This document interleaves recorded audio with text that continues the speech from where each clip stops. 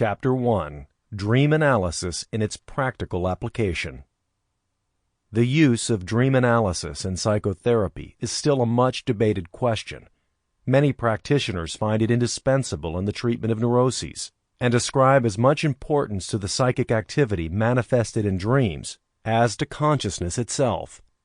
Others, on the contrary, dispute the value of dream analysis and regard dreams as a negligible byproduct of the psyche. Obviously, if a person holds the view that the unconscious plays a leading role in the formation of neuroses, he will attribute practical significance to dreams as direct expressions of the unconscious.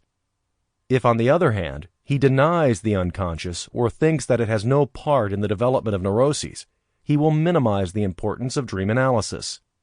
It is regrettable that in this year of grace, 1931, more than half a century since Carus formulated the concept of the unconscious, over a century since Kant spoke of the immeasurable field of obscure ideas, and nearly 200 years since Leibniz postulated an unconscious psychic activity, not to mention the achievements of Genet, Flournoy, and Freud, that after all this, the actuality of the unconscious should still be a matter for controversy. Since it is my intention to deal exclusively with questions of practical treatment, I will not attempt in this place a defense of the hypothesis of the unconscious, though it is obvious enough that dream analysis stands or falls with this hypothesis. Without it, the dream appears to be merely a freak of nature, a meaningless conglomerate of memory fragments left over from the happenings of the day. Were the dream nothing more than this, there would be no excuse for the present discussion.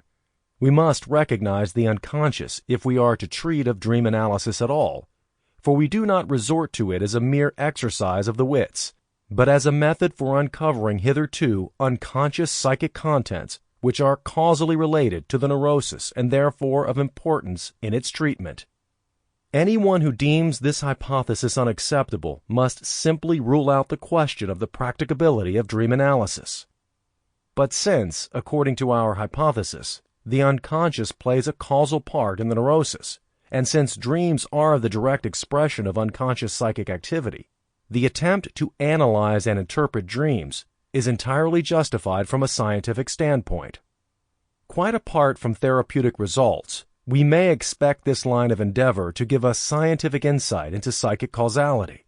For the practitioner, however, scientific discoveries can at most be a gratifying byproduct of his efforts in the field of therapy. He will not feel called upon to apply. Sample complete. Ready to continue?